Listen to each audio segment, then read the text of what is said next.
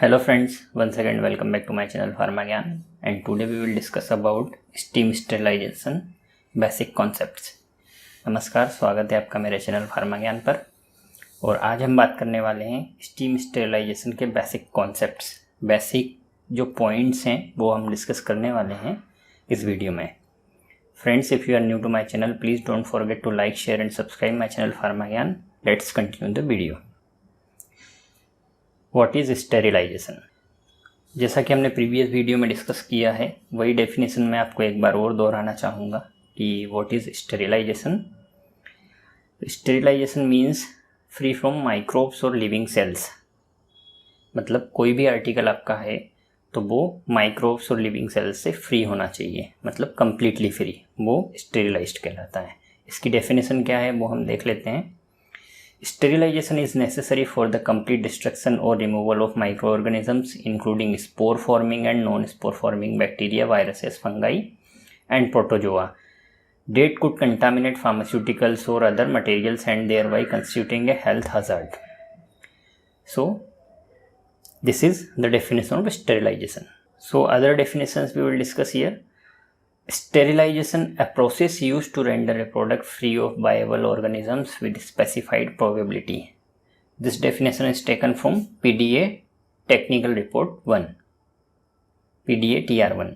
Sterilization is an absolute term and implies the total destruction of all forms of microbial life in terms of their ability to reproduce. This definition is given by G. Sykes.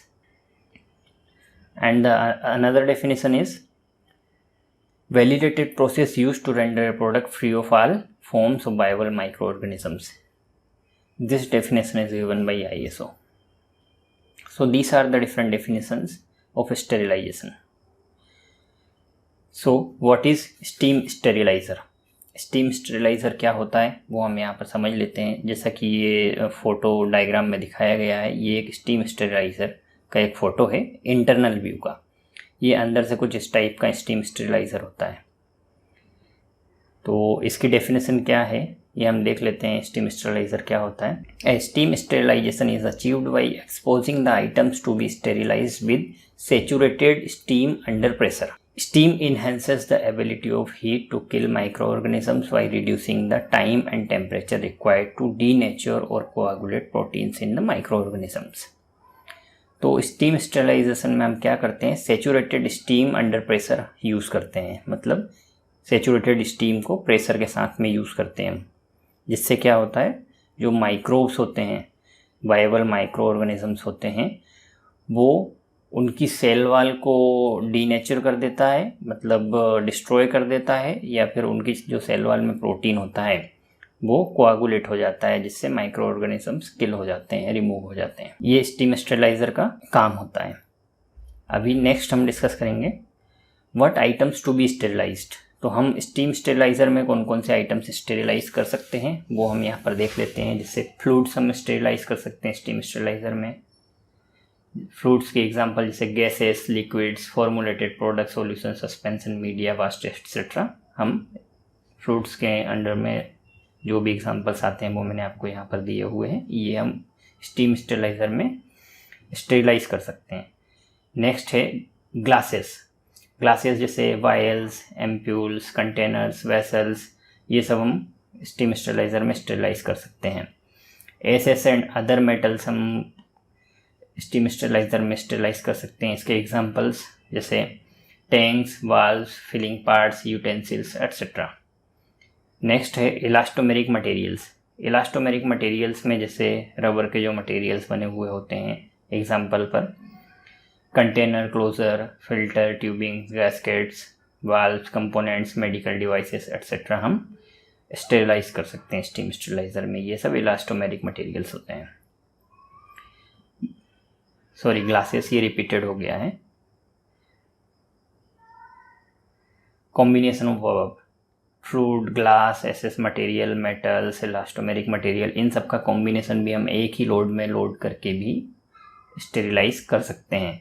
इसके अलावा भी एक और इसमें है clothes, जो fabrics होते हैं उनको भी हम स्टीम स्टेरिलाइज़र में स्टेरिलाइज कर सकते हैं। नेक्स्ट हम डिस्कस करेंगे एक नोट मैं आपको यहाँ पर बता देता हूँ, whatever the process is used must not impair the item's essential characteristics. Unless it is a glass stainless steel, there is a potential issue and even they can be affected. तो इस जो सेंटेंस का meaning है वो ये है कि आप स्टीम स्टेरिलाइजेशन तो कर रहे हैं, लेकिन जो भी प्रोडक्ट मटेरियल, जो भी चीज़ है, जो भी आर्टिकल है जिसका भी स्टेरिलाइजेशन कर रहे हैं, उसकी जो मदर कैरेक्टरिस्टिक्स हैं या फिर जो मेन कैरेक्टरिस्टिक्स है वो चेंज नहीं होना चाहिए। जैसे या फिर हम रबर या इलास्टोमेरिक मटेरियल्स का ले लेते हैं। रबर इलास्टोमेरिक मटेरियल का अगर हम स्टेरिलाइजेशन करते हैं तो स्टेरिलाइजेशन के बाद में शेडिंग नहीं होनी चाहिए, पार्टिकल शेडिंग्स, या फिर ये उसकी कैरेक्टरिस्टिक्स या प्रॉपर्टीज़ जो होती है वो चेंज नहीं होना चाहिए, नहीं तो वो हमारा जो फिनिश प्रोडक्ट या फाइनल प्रोडक्ट जिसके कांटेक्ट में आएगा उससे रिएक्शंस करेगा और वो हमारे प्रोडक्ट की प्रॉपर्टीज़ को एडवर्सली इम्पैक्ट करेगा। सो स्टीम स्टेरिलाइजेशन प्रिंसिपल्स, मेनली जो ये वीडियो हम बना रहे हैं उसका यही पर्पस है कि क्या बेसिक्स प्रिंसिपल हैं हमारे स्टीम स्टेरिलाइजेशन के। So there are 6 factors are particularly critical to assure successful steam sterilisation. इसमें 6 जो फैक्टर्स हैं वो हम डिस्कस करने वाले हैं, जो कि time, temperature, moisture, direct steam contact, air removal और ड्राइंग का हम डिस्कस करेंगे, और ये कैसे हमारे स्टीम स्टेरिलाइजेशन पर इम्पैक्ट करते हैं, हमारी जो प्रोसेस है या लोड हम जो साइकिल चलाते हैं उस पर इन सब फैक्टर्स का क्या क्या इम्पैक्ट है वो हम वीडियो में डिस्कस करने वाले हैं। So let's continue.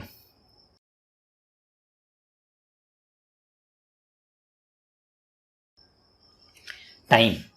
The exposure sterilization time is critical factor simply because all the organisms don't die at the same time. ये जो सेंटेंस है इसका मीनिंग ये है कि जितने भी ऑर्गेनिजम्स होते हैं सबकी किलिंग टाइम या जो भी उनके इनएक्टिवेशन का टाइम होता है वो डिफरेंट होता है। जैसे एक ऑर्गेनिज्म है उसका जो इनएक्टिवेशन या किलिंग टाइम है 1 मिनट, तो जो बी ऑर्गेनिज्म अगर हम कोई और है तो उसका ज़्यादा भी हो सकता है और कम भी हो सकता है। तो हर एक ऑर्गेनिज्म का killing time, inactivation time different होता है।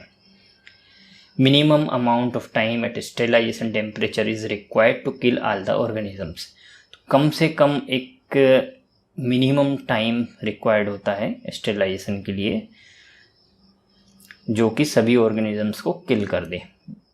तो ये मिनिमम टाइम हम कैसे डिसाइड करेंगे? एक ऐसा ऑर्गेनिजम्स हम चूज़ करेंगे कि जिसका जो टाइम है, मतलब वो ऑर्गेनिज्म कितने टाइम में किल हो जाता है एक स्टैंडर्ड टेम्परेचर पर, वो हम मिनिमम टाइम डिसाइड करके रखेंगे। जियोबैसिलस stearothermophilus BST spores are generally used to test steam sterilizer cycles because they are extremely resistant to moist heat sterilization. एक एग्जाम्पल सिंपल सा आपको मैं बता देता हूँ। जैसे जियोबैसिलस स्टीरियोथर्मोफिलस एक ऐसा बैक्टीरिया है जो मोइस्ट हीट स्टेरिलाइजेशन के लिए सबसे ज़्यादा रेजिस्टेंट होता है। तो इसमें जो टाइम लगता है जियोबैसिलस स्टीरियोथर्मोफिलस को इनएक्टिवेट करने में, वो सबसे ज़्यादा टाइम लगता है comparison to other micro organisms. तो हम जियोबैसिलस स्टीरियोथर्मोफिलस को एक स्टैंडर्ड मान के इसका जो इनएक्टिवेशन टाइम है वो टाइम हम मिनिमम टाइम काउंट करेंगे। इससे एक स्टैंडर्ड टेम्परेचर पर, जनरली स्टैंडर्ड टेम्परेचर हम 121.1 डिग्री ही लेते हैं हमेशा, तो उस टेम्परेचर पर एक फिक्स टाइम के लिए इसका इनएक्टिवेशन टाइम हम लेंगे, तो वो हमारा मिनिमम टाइम हो जाएगा। They are also non pathogenic and commercially readily available. तो जो भी हम स्टीम स्टेरिलाइजेशन का क्वालिफिकेशन करते हैं उसमें ज़्यादातर जनरली हम जियोबैसिलस स्टीरियोथर्मोफिलस के स्पोर्स या फिर स्ट्रिप्स हम यूज़ करते हैं स्टीम स्टेरिलाइजर क्वालिफिकेशन के लिए, और जो रेडिली अवेलेबल भी होता है कमर्शियली और नॉन पैथोजेनिक भी होता है। So next, the D value time to reduce the microbial population by 90% और 1 log for Geobacillus stearothermophilus BST should be 1.5 to 3 minutes at 121.1 degree centigrade. तो फॉर एग्जाम्पल के लिए हम यहाँ पर देख लेते हैं कि किस बैक्टीरिया या फिर माइक्रोबियल पॉपुलेशन जो है या माइक्रोबियल लोड है उसको मिनिमाइज़ करने या रिड्यूस करने के लिए कितना टाइम लगेगा और कितनी देर हमें एक साइकिल चलानी पड़ेगी। तो डी वैल्यू मीन्स टाइम हमारा कितना 2 मिनट्स, एक स्टैंडर्ड टाइम हमने लिया है 2 मिनट्स का, जो कि ये ग्राफ में दिखा रहा है। डी वैल्यू टाइम होता है हमारा जो 2 मिनट के लिए लिया है, हमने 2 मिनट का सिलेक्ट किया है। स्टैंडर्ड टेम्परेचर हमने रखा है हमारी साइकिल का 121.1 डिग्री सेंटीग्रेड। और हमें कितने लॉग रिडक्शन करना है? 6 लॉग रिडक्शन करना है। एक लॉग रिडक्शन मतलब 90% उसकी जो पॉपुलेशन होती है, जैसे अगर 1000 है तो उसका 90% रिड्यूस हो जाएगा। तो 6 लॉग रिडक्शन हमें करना है। मतलब कितना? 6 लॉग रिडक्शन अगर करना है, एक लॉग रिडक्शन 2 मिनट में होगा तो 6 लॉग रिडक्शन कितनी मिनट में होगा? 12 मिनट में। 6 × 2 12 minutes. Time required for SAL of 10 to the power 6 is equal to 20, time required for SAL means sterility assurance level of 10 to the power -6। -6 मतलब +6 से -6 हमें रिड्यूस करना है 6 लोग, तो 12 हो गए। 12 लोग रिडक्शन हमें करना है, मतलब 6 लोग रिडक्शन करना है और एडिशनल 6 लोग रिडक्शन करना है। तो ये क्या हो गया हमारा कि जो एडिशनल 6 लोग रिडक्शन जो हो गया ना, वो ओवरकिल अप्रोच में आता है। तो हमारा जो लॉग रिडक्शन हो गया वो 12 लॉग रिडक्शन हो गया है।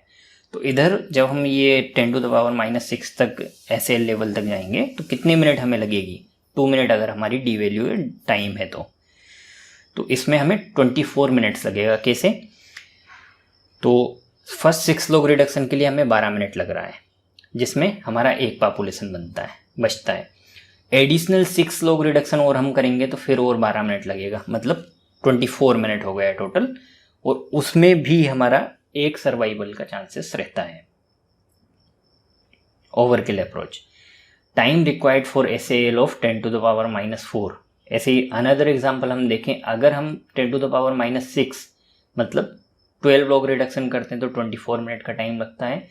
लेकिन अगर हम ओवरकिल अप्रोच से 10 to the power -4 तक अगर हम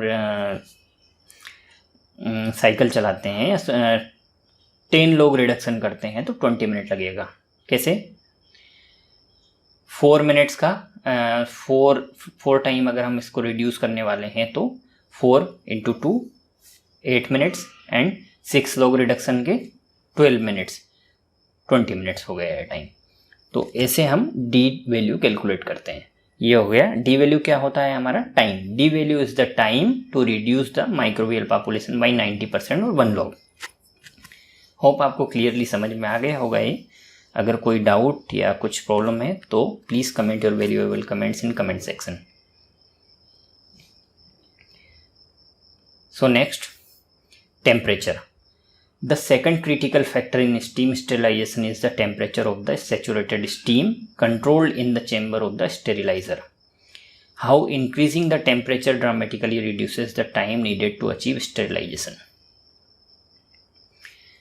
हमारा स्टीम स्टेरिलाइजेशन में जो सबसे मोस्ट सेकंड इम्पोर्टेंट फैक्टर जो है वो है हमारा टेम्परेचर।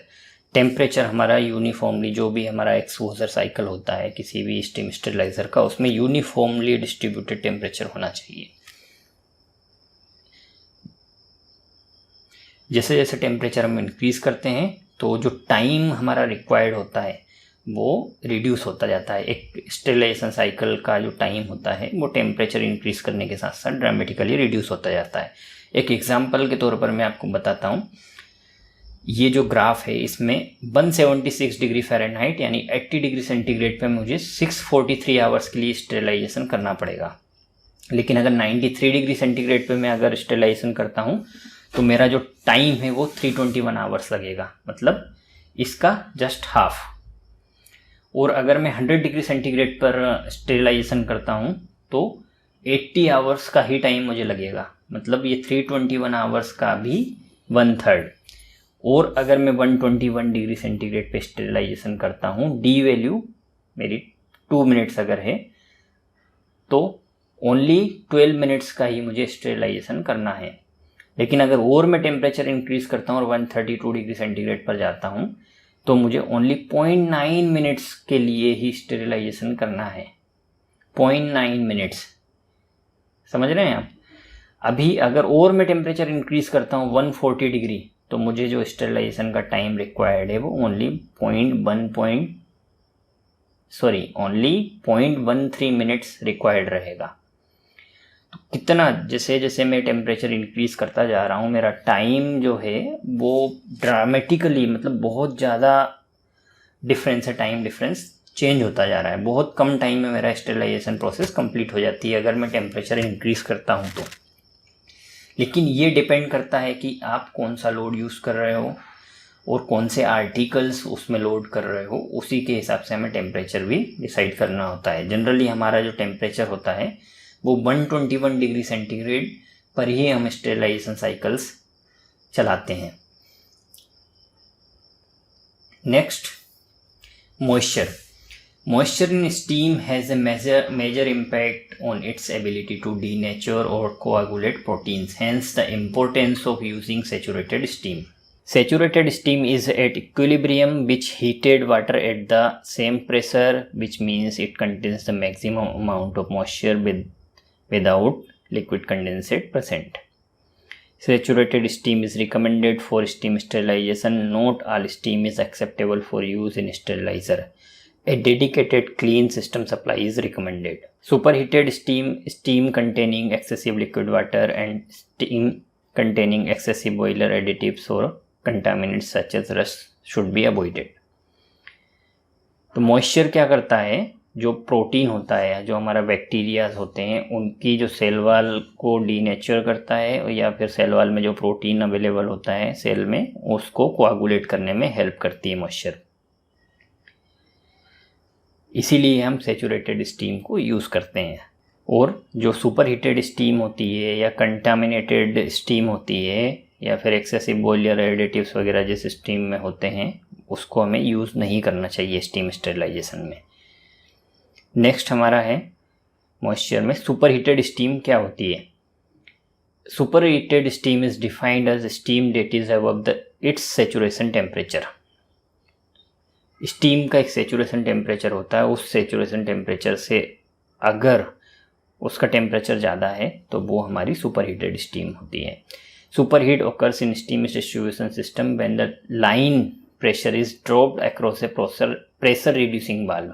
PRV वाल्व से अगर हमारी लाइन का प्रेशर डिक्रीज होता है या ड्रॉप होता है अक्रॉस प्रेशर रिड्यूसिंग वाल्व के थ्रू, तो ये हमारा जो सुपर हीट स्टीम है, सुपर हीटेड स्टीम, वो प्रोड्यूस होता है। The larger the pressure drop the more super heat is created. जितना ज़्यादा प्रेशर ड्रॉप होगा उतना ज़्यादा सुपर हीटेड स्टीम जनरेट होगी। Super heated steam doesn't contain the required moisture necessary to assure sterilisation. और सुपर हीटेड स्टीम में एक certain level या रिक्वायर्ड मॉइस्चर उसमें अवेलेबल नहीं होती है, इसलिए स्टेरिलाइजेशन इफेक्टिव स्टेरिलाइजेशन नहीं हो पाता है।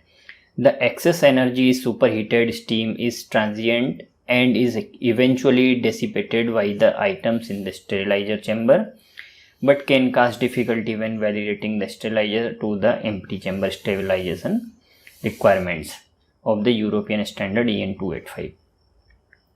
सुपर हीटेड स्टीम में क्या होता है, एनर्जी एक्सेस होती है, मतलब ज़्यादा एनर्जी होती है। उसके कारण जो जब हम स्टीम स्टेरिलाइज़र को वैलिडेट करते हैं तो जो एम्प्टी चेम्बर स्टडी होती है हमारी स्टेबलाइजेशन स्टडी, उसकी जो रिक्वायरमेंट्स होती है उसको प्रॉपरली वो पूरा नहीं कर पाती है। The ideal clean steam system for steam steriliser is regulated at 2 to 2.5 bar approximately. तो जो हमारा स्टीम का प्रेशर होता है आइडियल, वो हम 2 to 2.5 बार अप्रॉक्सीमेटली इतना मेंटेन करके रखते हैं। और EN 25 indicates the steam supply pressure should not be more than twice the chamber pressure at decide temperature. क्या स्टीम का जो प्रेशर है, स्टीम सप्लाई का प्रेशर, वो चेम्बर के प्रेशर से ज़्यादा नहीं होना चाहिए। Super heat is also created when saturated steam passes over a surface at higher temperature.